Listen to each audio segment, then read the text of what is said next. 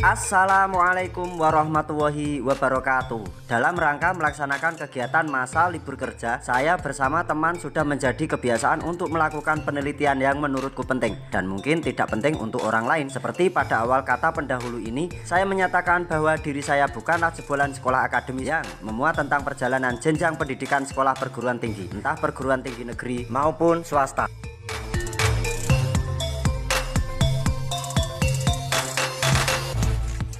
Pagi itu, seusai pulang dari piket malam. Secara kebetulan hari libur pergantian jaga. Seperti adat biasanya, berhubung saya beserta salah satu teman memiliki hobi yang sama. Sama-sama memiliki hobi belusukan, atau mengunjungi situs-situs bersejarah. Melakukan kegiatan tambahan di luar jam kerja. Dengan melakukan rangkaian perjalanan belusukan hanya sekedar untuk mengisi kekosongan waktu di luar kesibukan. Ini merupakan jalur perlintasan rel kereta api yang menghubungkan dari stasiun Willem 1 Ambarawa menuju ke stasiun Tuntang. Dari stasiun Tuntang menuju ke stasiun Bringin. Dari stasiun Bringin menuju ke stasiun Gogodalem. Seterusnya dari stasiun Gogodalem menuju ke stasiun Tempuran. Dari stasiun Tempuran menuju ke stasiun Kedung Jati. Jalur ini dipergunakan saat perlintasan tentara Kenil atau mobilisasi tentara Kenil pada waktu itu. Kereta api tersebut juga dipergunakan untuk mengangkut hasil perkebunan. Jalur perlintasan rel kereta api ini sengaja dibuat di tengah-tengah lahan produktif seperti sawah dan hamparan rawa pening yang menyuguhkan view atau pemandangan Gunung Telomoyo yang bersanding dengan Gunung Merbabu.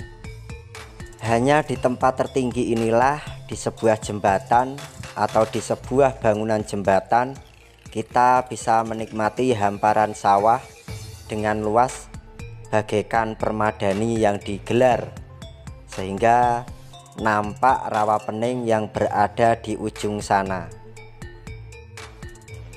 Yang biasanya, kekosongan waktu itu hanya diisi dengan bermalas-malasan saja di rumah. Tanpa adanya aktivitas yang bermanfaat untuk saya pribadi dan orang lain, hanya tiduran di rumah saja. Sehingga, membuat pikiran semakin suwong dan sumpek. Untuk menghapus kekosongan waktu, dan keluh kesah yang terjadi pada diri kita. Maka dari itu, kita melaksanakan kegiatan belusukan di suatu wilayah pedesaan yang terkenal dengan wisata cagar alamnya. Terkenal dengan budidaya tanaman durian hingga buahnya, yang terkenal enak dan mantap.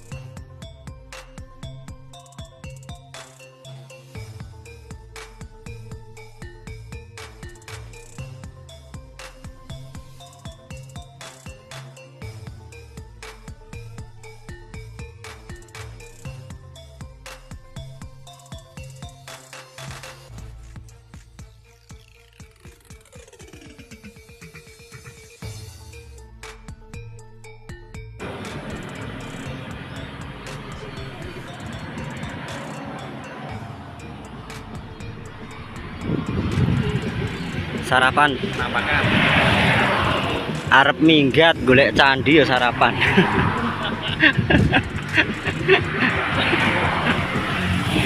Ora sarapan yo ngeleh masih.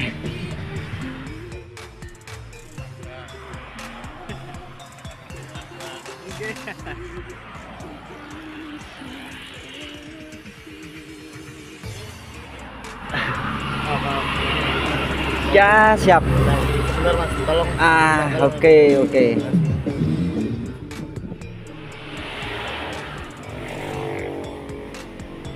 Jalur lingkar Ambarawa ngendi? Bedono. Ambarawa Ngampin. Ambarawa Ngampin. Jalur lingkar Ambarawa Ngampin.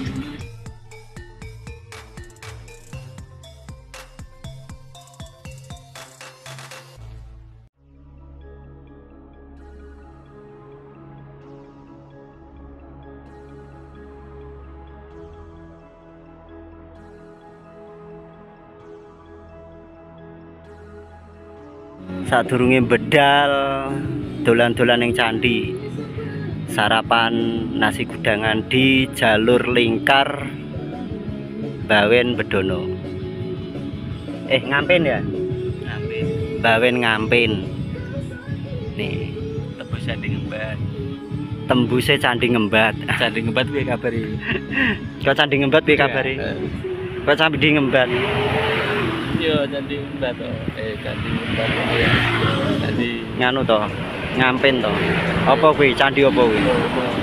Ngampen, situs Ngampen piye kabare? Gitu.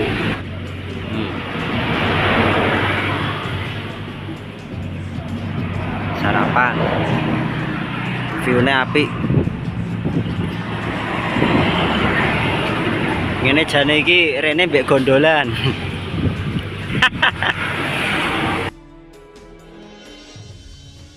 Selain itu, budidaya tanaman kopi dengan jenis Robusta, yang ikut berperan mendongkrak perekonomian warga sekitar.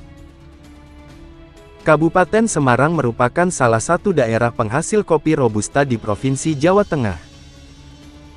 Jumlah luasan kopi Robusta di kawasan Gunung Kelir mencapai lebih dari 3.000 hektar, yang tersebar di 4 kecamatan yaitu Jambu, Sumowono, Banyu Biru dan Bandungan dengan masing-masing hektar, yaitu 1.166 hektar, 1.513 hektar, 213,78 hektar, dan 206 hektar, BPS Kabupaten Semarang, 2019.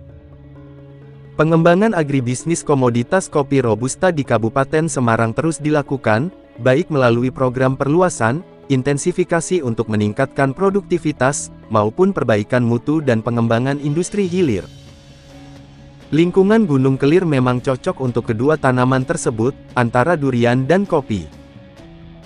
Olahan hasil dari kopi itu sendiri dikembangkan produksinya, dipasarkan dengan memanfaatkan kearifan dan keramahan masyarakat desa setempat. Untuk menarik perhatian para wisatawan dari luar wilayah, buah durian mendapatkan nama paten dengan sebutan durian brongkol. Sedangkan untuk olahan kopinya, yang terkenal dengan logo kopi Gunung Kelir.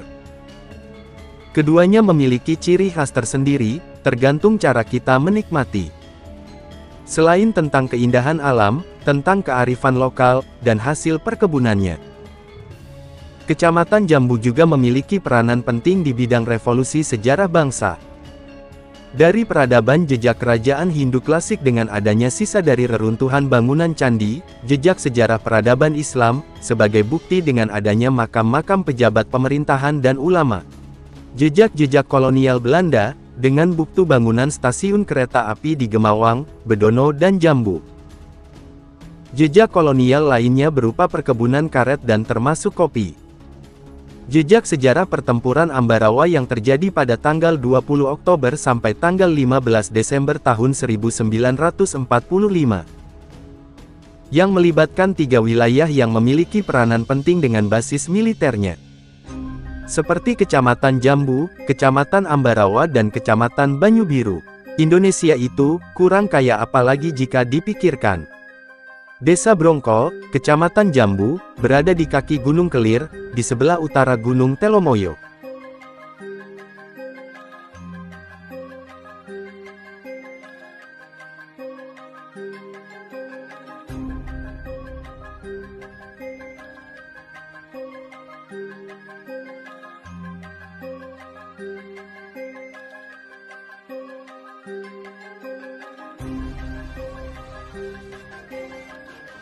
Dari dulu saya mengira bahwa Desa Brongkol ikut di wilayah Kecamatan Banyu Biru.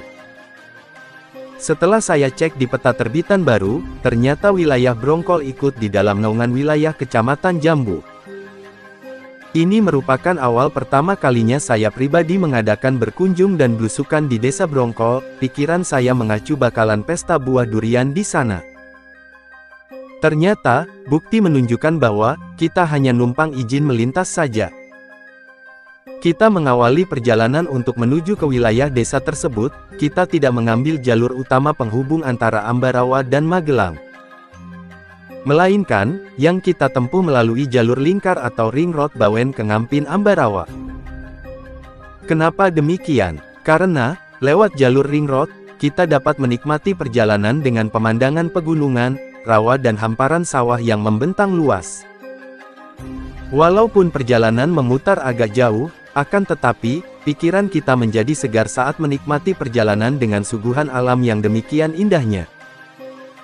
Blusukan kali ini, kita akan mengunjungi jejak peradaban Hindu klasik. Untuk sejarah jejak kolonial Belanda dan jejak sejarah masa Perang Ambarawa sudah saya bahas di video sebelumnya. Yang konon katanya merupakan tempat untuk pemujaan Hindu Siwa yang berada di tengah-tengah lahan produktif milik warga. Objek tersebut berada di puncak gumuk, atau di puncak bukit kecil yang dikelilingi persawahan. Ternyata, objek yang akan kita kunjungi bersebelahan atau berdampingan dengan komplek makam umum milik warga. Saya pun mulai berpikir, dan memprediksi. Kalau memang benar, objek yang akan kita kunjungi saling berdampingan, saya pribadi memastikan, di dalam komplek makam itu, kita sudah pasti akan menjumpai beberapa makam sosok tokoh yang disepuhkan, yang berpengaruh di masanya kala itu. Perjalanan untuk menuju ke objek tersebut, memang agak panjang dan bisa dibilang memakan waktu walaupun selisihnya setengah jam, jika dibandingkan dengan perjalanan yang melintasi jalur Ambarawa Magelang. Tidak hanya melewati jalur penghubung utama di Kecamatan Banyu Biru saja, kita diarahkan melalui jalan penghubung desa dengan latar belakang pegunungan dan hamparan persawahan. Hamparan sawah ini bisa kita jadikan acuan, kenapa di wilayah Kecamatan Banyu Biru dan Desa Brongkol dapat kita jumpai jejak-jejak Hindu klasiknya. Dalam rencana blusukan hari ini, kita mengagendakan untuk blusukan atau mengunjungi 3 objek bangunan masa Hindu klasik. Keberadaannya masih di dalam satu wilayah akan tetapi, beda lokasi atau penempatannya. Tujuan awal kita, akan mengunjungi sebuah reruntuhan bangunan pemujaan kuno atau candi. Warga setempat menyebut dengan Candi Ngembak. Kira-kira benar atau tidak, jika reruntuhan bangunan kuno tersebut adalah bangunan candi untuk tempat pemujaan Hindu Siwa? Mari, kita cari tahu dari kebenaran tentang reruntuhan bangunan tersebut. Benarkah bangunan candi untuk pemujaan Hindu Siwa, ataukah bangunan lain di luar untuk pemujaan?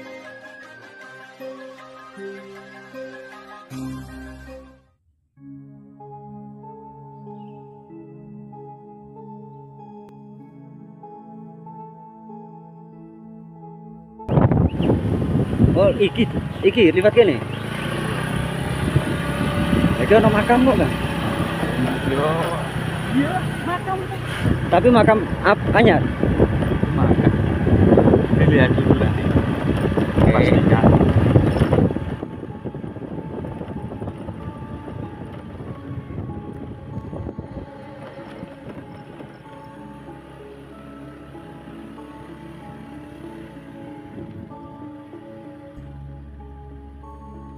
Madhe kene. Cangkol barang ngawur paitin.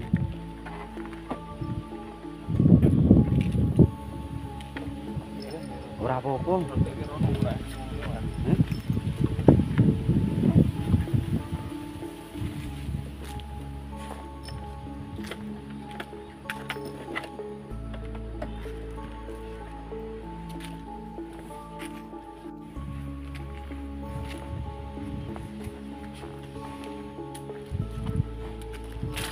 Makam apa kene, Kang? Makam ngendi maksudnya? Oh, iki ono watu candine, Kang. Iki lho. 19-an awal makame. 19-an awal. Kae lho sing 19. Godo.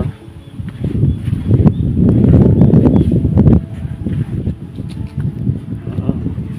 Ini lho, nisan gada ini. Ini 19-an awal ini.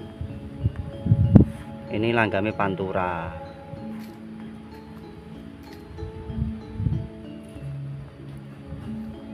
1930-an lah, 19 di atas 1900-an.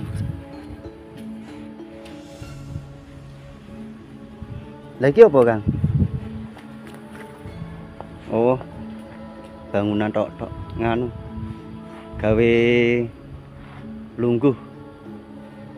Ayo nggon candine sik.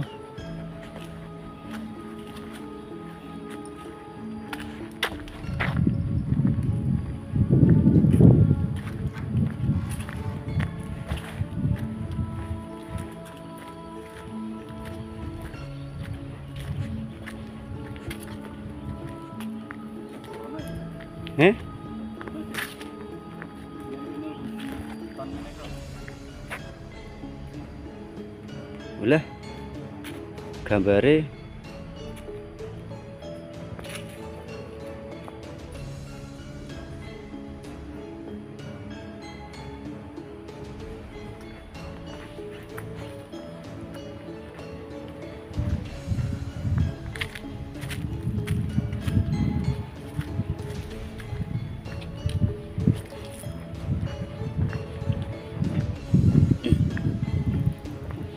iki makam sing disepuhke.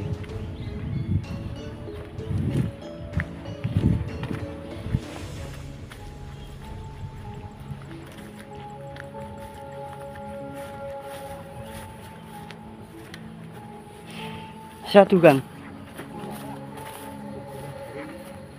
Oh, gonduran garing kae.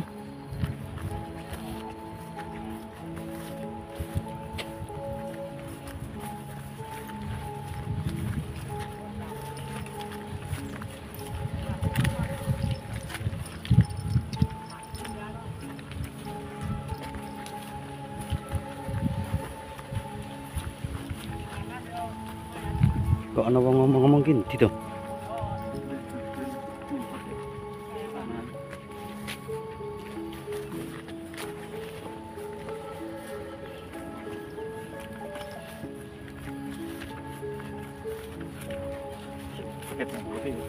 Apa?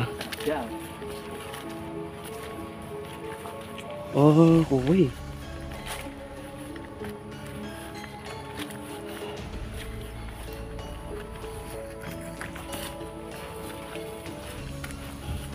Lagi oh enak iki candi.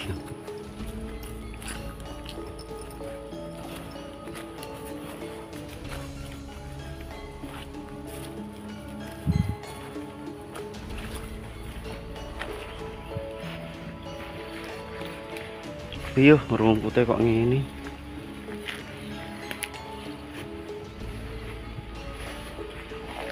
Oh iya. Candi nek iki.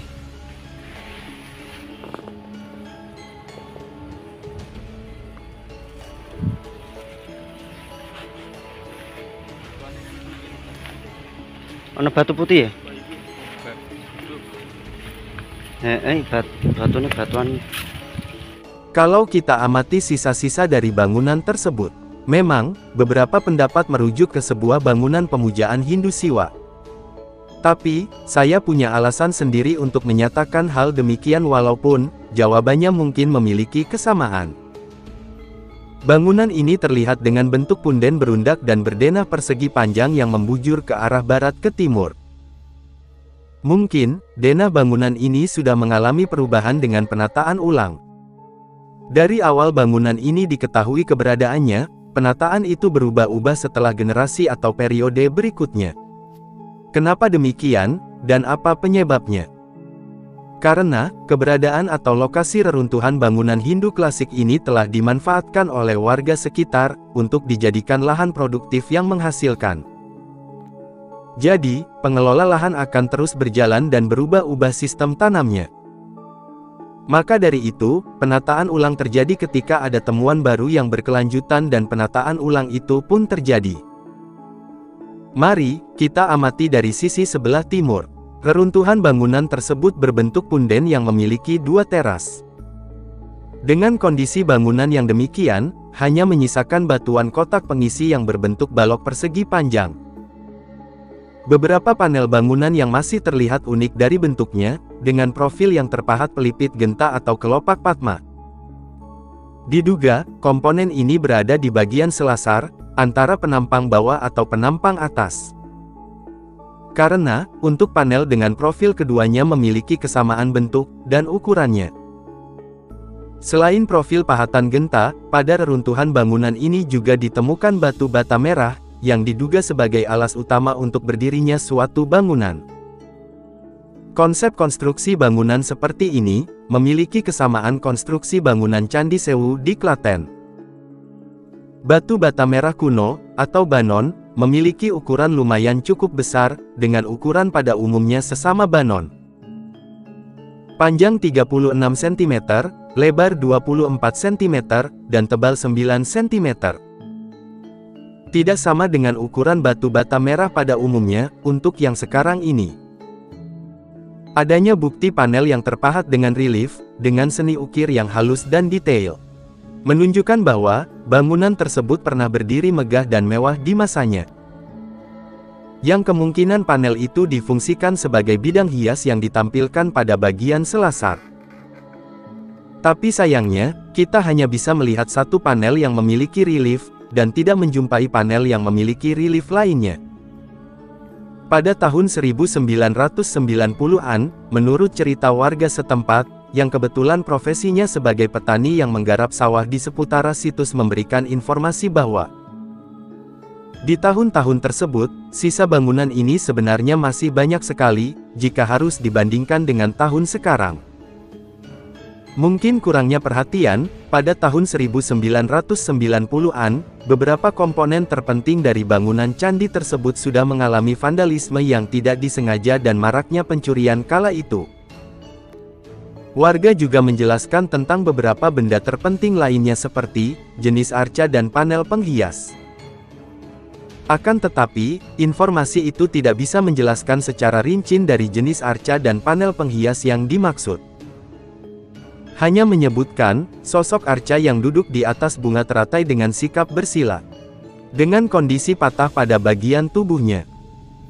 Warga tersebut juga melanjutkan penjelasannya, selain potongan arca yang disebutkan. Di tempat ini dulu juga terdapat batu berbentuk setengah bintang, yang ditata sejajar di atas tumpukan panel-panel lainnya.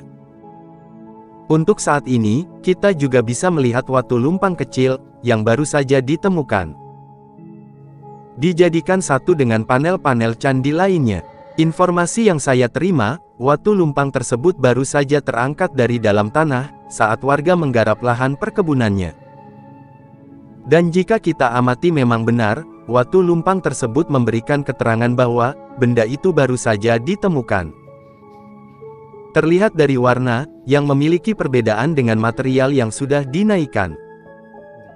Walaupun sama-sama terbuat dari material dan jenis batuan yang sama. Untuk membedakan temuan yang baru dengan temuan lama, batu temuan baru memiliki warna coklat agak kekuningan, sedangkan untuk temuan lama memiliki warna hitam agak abu-abu.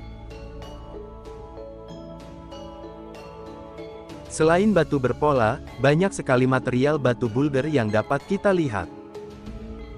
Bentuk material batu boulder masih dengan keadaan asli dan tanpa berpola, bentuk alaminya. Batu boulder juga memiliki peranan penting di dalam bangunan candi. Yang difungsikan sebagai meredam bencana alam gempa bumi.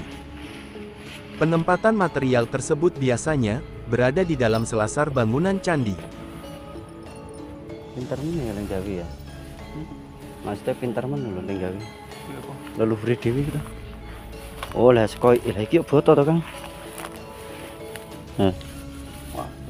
Oh iya tuh. Sekoi iki yo. Ini tidak pernah dia, maksudnya tidak pernah dieskavasi Kang. Biar neng nomor registrasi. Kan nomor registrasi iden tahu neng. Tahu pro aku. Oh, sekoi iki yo Kang. Lumayan loh ya. Ini ada bekas apa ya? Batu masih yang batu yang masih tertanam.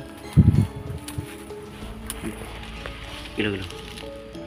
Batu yang masih tertanam. Jarak dari pusat penataan batu sekitar 2 meter. Supaya dapat meredam getaran dan membuat bangunan selasar menjadi kokoh. Dengan kondisi demikian, dugaan saya pribadi, dengan mempelajari keadaan sekitar, bangunan ini merupakan tempat untuk pemujaan keyakinan Hindu Siwa. Hanya rujukan berupa panel sebuah kemuncak yang lengkap dengan konektingnya yang terpahat buah keben. Batu isi tok. Ini dulu samping apa? Tanya ini gitu. Tadi samping. Orang paling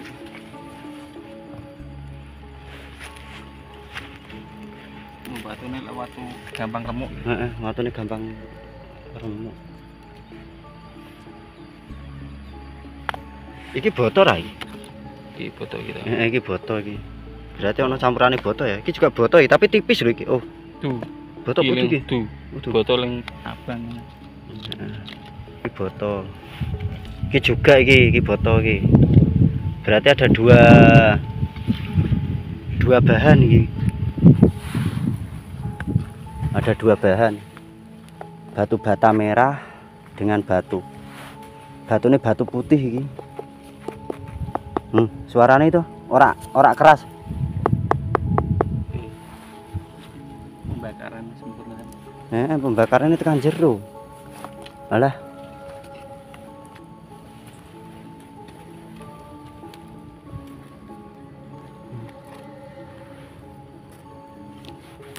Itu saiki oleh suapi.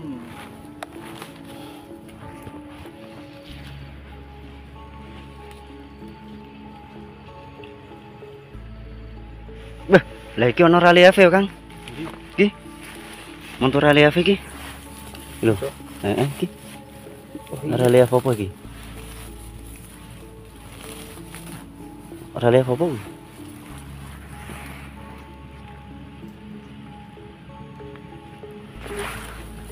Kok kayak buah ya? Anggur. Hah? Anggur. Ora maksudnya iki lho. Iki kan iki kayak maksudnya kok kayak piye ngono. Buah apa udu iki? Motor relief. Duh.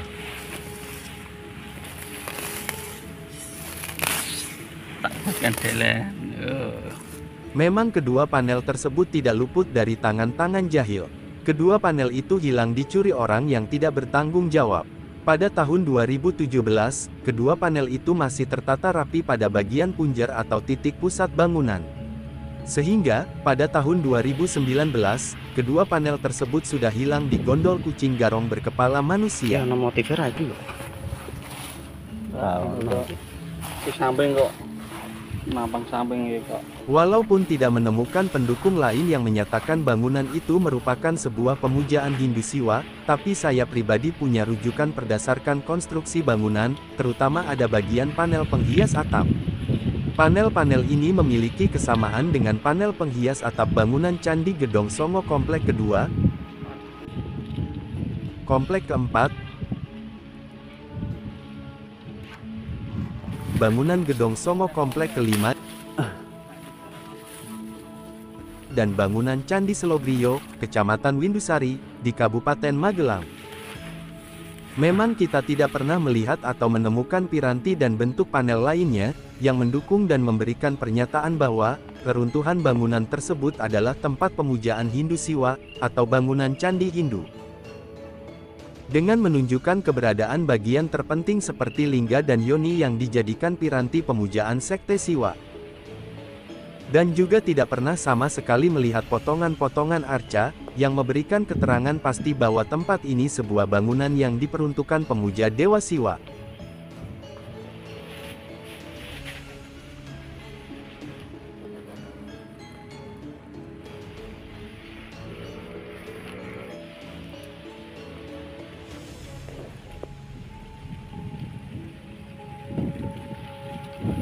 Nah, kalau sering berkunjung ke makam-makam sepuh, khususnya bangunan makam yang masih komplit dengan jiratnya, pasti akan menemukan pahatan serupa di komplek pemakaman di bangunan makam tersebut yang berada di ujung pojok samping kanan dan kiri, dan itu ada 4, pasti bisa menemukan seperti ini makam-makam sepuh. Nah, kenapa saya sering menyebutnya mengadopsi? Sebenarnya makam sepuh itu mengadopsi untuk bangunannya ya. Bangunan makam-makam sepuh itu mengadopsi dari bangunan candi Hindu Buddha, atau yang terjadi dengan sebutan masa transisi.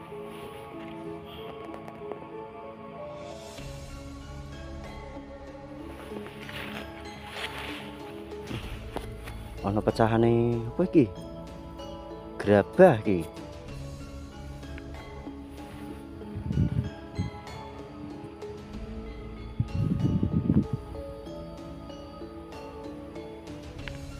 Terdapat di sisi sebelah barat in situ dari bangunan Candi Ngembat. Terdapat 2 makam dengan penataan panel-panel menggunakan batuan candi. Yuk kita melanjutkan perjalanan lagi menuju ke sebuah situs temuan baru menurut saya. Wong aku kayak pertama ini. Oh, lah kuwi ono no, Kak.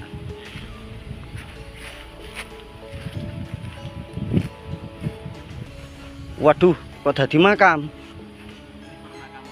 Lah yo kok dadi makam makane. Malah ra ngerti aku. Saya pribadi belum mengetahui 2 bangunan makam tersebut asli atau tidak. Dan tidak tahu secara pasti antara makam benar atau hanya sekedar tempat yang dipermakamkan. Saya mempunyai 2 tanggapan antara positif dan negatif dari perbuatan yang dilakukan oleh segelintir orang. Tanggapan negatifnya, kalau menurut kajian saya pribadi, ini bukan makam yang di dalamnya terbaring jasad tokoh penting yang ditokohkan di masa itu. Nanti kita ulas ya untuk yang ini ya. Ini benar makam atau tidaknya. Secara kebetulan, tempat tersebut sengaja dipilih oleh segelintir orang yang benar-benar baru mempelajari dan mendalami ilmu penerawangan, spiritual dan sejenisnya. Lewat kajian loh, kajian teori dan kajian prakteknya langsung di lokasi.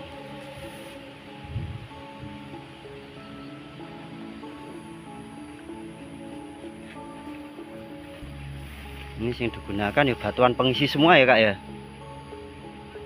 yang dipakai untuk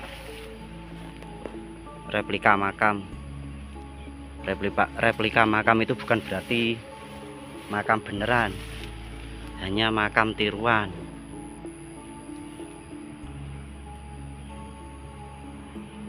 Bukan makam, tapi ini beberapa komponen dari batu candi yang dipermakamkan atau tempat yang dipermakamkan dengan memanfaatkan batuan candi. Tanggapan saya mengenai hal yang terjadi saat ini, benar-benar menciptakan sejarah dengan jalur pembelawuran. Dan itu sangat berbahaya untuk kaum awam yang sedang mempelajari sejarah dan tingkatan spiritual. Tanggapan positifnya. Tapi tidak harus juga kita menyalahkan dengan apa yang terjadi atau dengan hal demikian. Karena kalau menurut saya ini juga termasuk salah satu perlindungan situs cagar budaya. Memang seperti ini, disakralkan, dan pasti akan banyak yang merawatnya. Tapi saya tegaskan sekali lagi, kalau menurut pendapat saya, lewat kajian saya secara ilmiah, secara praktek langsung di lapangan, ini bukan makam. Cuma memang ada unsur kesengajaan dari 2 faktor. Yang pertama, untuk melakukan perlindungan atau melestarikan dengan cara seperti ini. Terus faktor yang kedua, ini sebenarnya suatu lokasi yang dijadikan sebuah komplek pemakaman, dan makam ini dan tempat ini sebenarnya bukan makam, namun hanya sekedar tempat yang dijadikan makam, tapi bukan makam beneran, atau makam atau tempat yang dipermakamkan, seperti itu. Dengan pemanfaatan batuan candi yang dibentuk sedemikian rupa hingga menyerupai sebuah bangunan pemakaman, merupakan wujud dari pelestarian dan perawatan. Karena pada akhirnya tempat tersebut disakralkan, dan tempat yang disakralkan akan menimbulkan perasaan yang was-was dan mawas diri terhadap benda-benda penting yang dilindungi undang-undang. Tergantung bagaimana cara menyingkapinya. Selain komponen batuan candi yang tertata di sini, beberapa batuan candi banyak yang keluar dari areanya, yang dialihfungsikan sebagai nisan makam. Iki arep lanjut iki, Kak. Candi Sari. Berarti kita 3 objek. Iki nek dadekke siji punjul saka 2 jam lho Kak iki. Awak nek video suwi-suwi. Teko next pertama, next kedua, next ketiga ngono ya. Iya. Iki ono neh rak sekitaran kene, temuan anyar. Ora ono. Yo. Kita akan melanjutkan perjalanan ke kidul kono. Karena, secara kebetulan, komplek makam tersebut tidak jauh dari lokasi keberadaan situs candinya. Jarak radius, kisaran 70 meter sampai 100 meteran. Lebih tepatnya keberadaan komplek makam tersebut di sisi sebelah selatan situs Candi Ngembar. Oh alah, tak kira kandang pitik tuh kuwi. Oh alah. Oh gek nganu candi kuwi mau ono kaitane mbek sumber kuwi. Yo aku mikirnya masalahnya kan kono sendang gede. Tapi ono tinggalane artefake rak kono. Tak ngerti kono kan wis dimiliki kabupaten. Tapi ora kudu ding. Maksudnya ndak harus ketika ada bangunan candi dan itu ada sendang kuno. Sendang kuno itu tidak harus dibangun megah. Maksudnya kadang yo bentuk alami lah. Lak kene eneng yo. Kono eneng kene eneng. Mau sendange kan dadi jikine iso kan. Tapi yo ndak begitu juga. Kadang bangunan sendang itu juga memiliki bangunan yang tidak menggunakan batuan-batuan yang sesuai dengan apa yang kita harapkan, seperti batuan-batuan kotak yang terpahat seperti itu ndak. Kadang bangunan seperti itu kadang bangunan sendang itu seringnya memanfaatkan batuan alam yang tertata rapi. Lah nek iki makame sapa ora ngerti, Kak? Makam keluarga ya. Makam keluarga. Yo.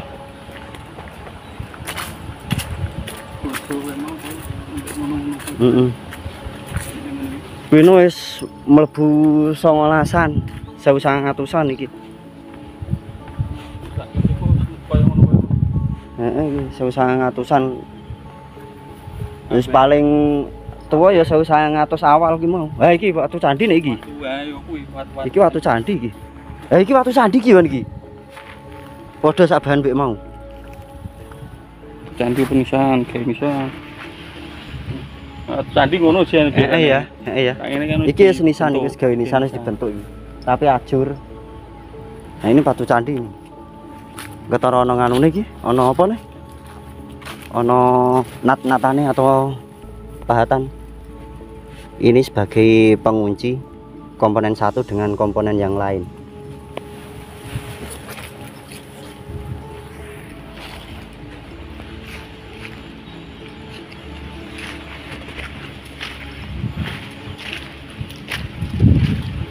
Oh lah kayak Kak, gede Kak, palahan Kak. Gede ombo kayak watu candi, gede banget. Lah kayak lo. Kok kayak media prasasti Kak rene Kak. Iki lho. Nah iki watu candi iki. Wedene kok ngene iki. Wah, kayak media prasasti Kak. Ya Kak. Iya kudune. Iki lho. Tapi kan ora enek. Ajal Kak, iki sing kok ana jeleret-jeleret kuwi. Mbok menawa tulisane.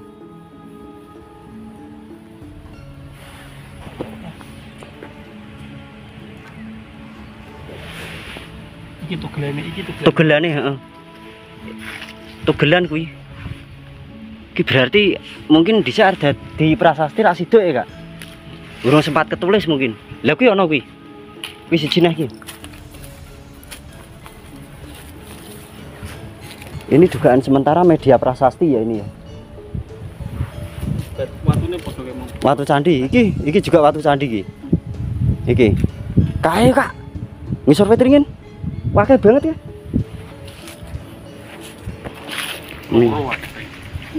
Ini juga batu candi ya. Ini. Ya maksudnya iki gen heroik ngono lho. Oh, heroik. Wah, banyak sekali. Iki batu candi. Kok ana botone? Ini botol. Ini apa ya? Apa ya? Wet ringin ngono kok. Oh, dingin apa ini? Ringin kuwi. Ini batu candi ini. Ini juga batu candi tapi menemokke botol iki. Jal, balike kono, Kak. Nek ana watu candine.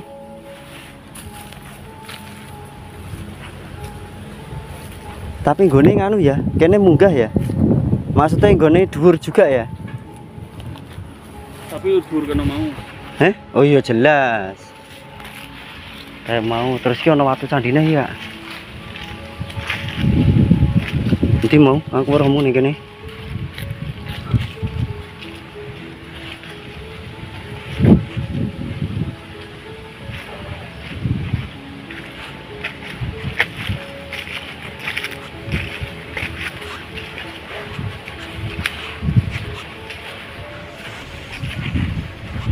Oh lagi Kak, iki Kak, iki lho watu candine tekan kene.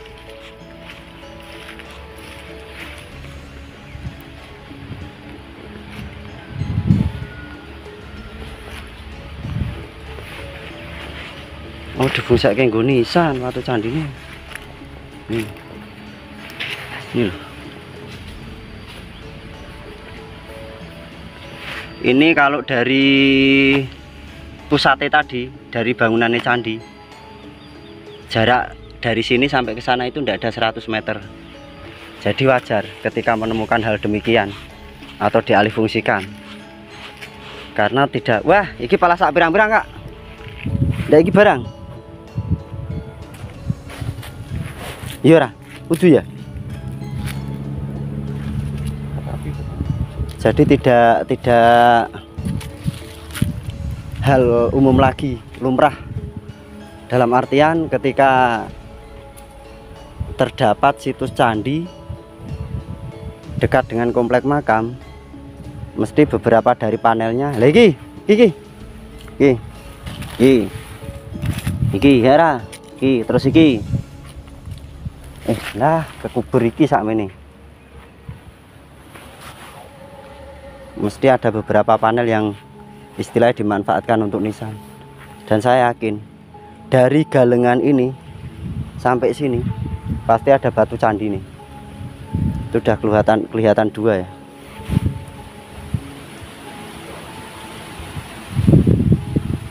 Pantasan kene dhuwur nggone api.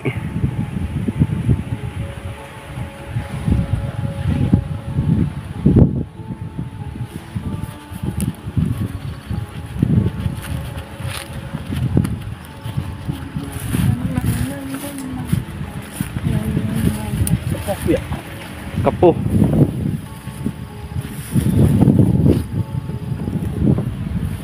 Ya iki ra ono neh iki.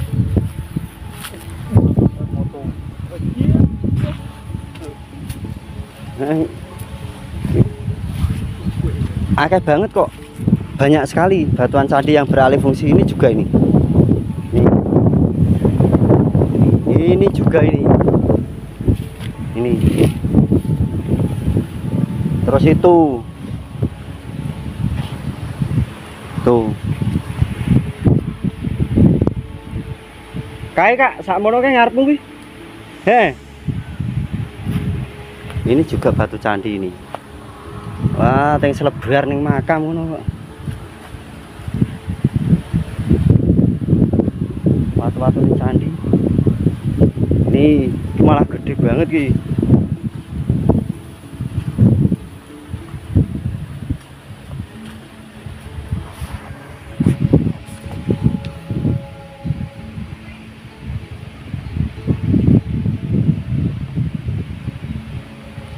Yuk, makam pahlawan mesti. Ya toh? Makam pahlawan iki ketara. Makam pahlawan iki.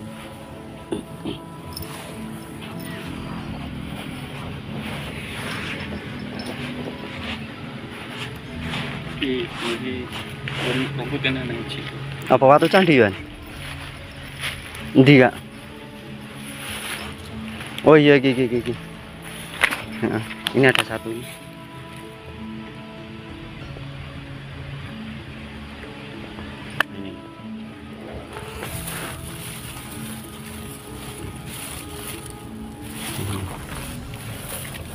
Candi ini dimanfaatkan untuk nisan, guys.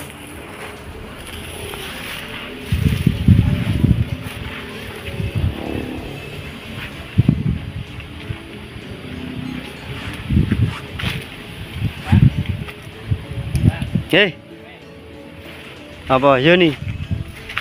Wah, iki nganu ki bayat iki. Langgam bayat iki. Ya, ketemu iki.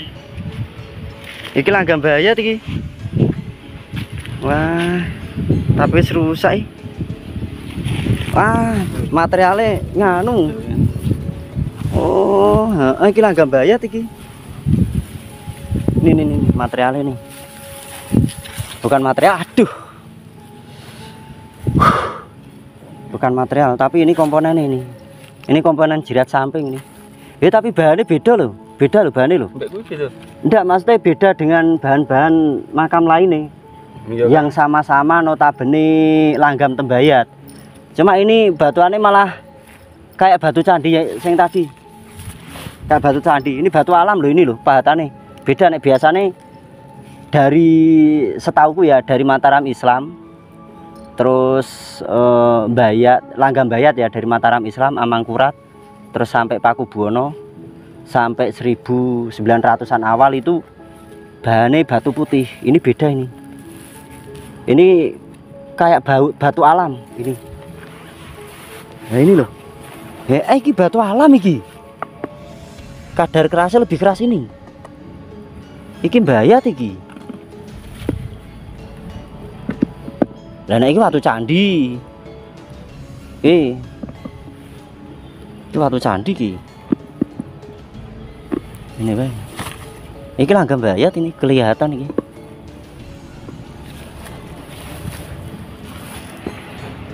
Iki mesti ora mungkin nek siji tok iki.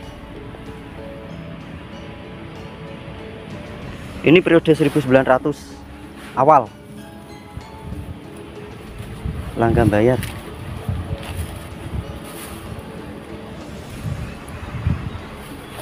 Apa kak? Kok tumpukan nganu ke apa kak? Kemungkinan tak makam keluarga kono mau biyen kaya ngene diganti. Kemungkinan. Nah, kok masalahnya kok ngono. Lah karena karena apa? Kono tapi kan kono gantian kabeh full. Heeh. Wis gantian kabeh. Nah iki no batako iki. Jelas wi. Batako. Wah, lah iki tugelane watu candi ning kene kabeh, Kak. Iki lho. Ini lho.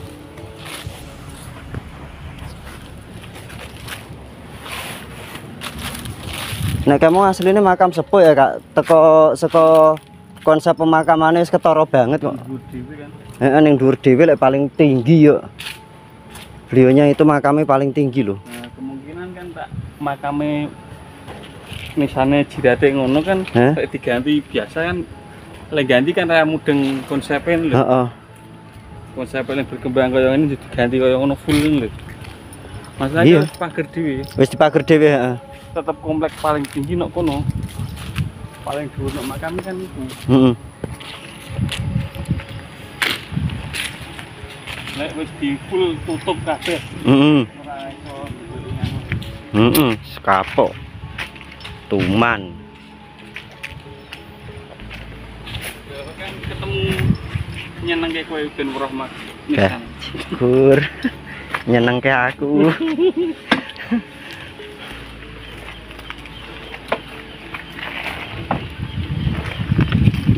Jadi gur tekan kene tok iki digawe dalan rono. Iki berarti part kedua ya, Kak ya? Iya. Yo.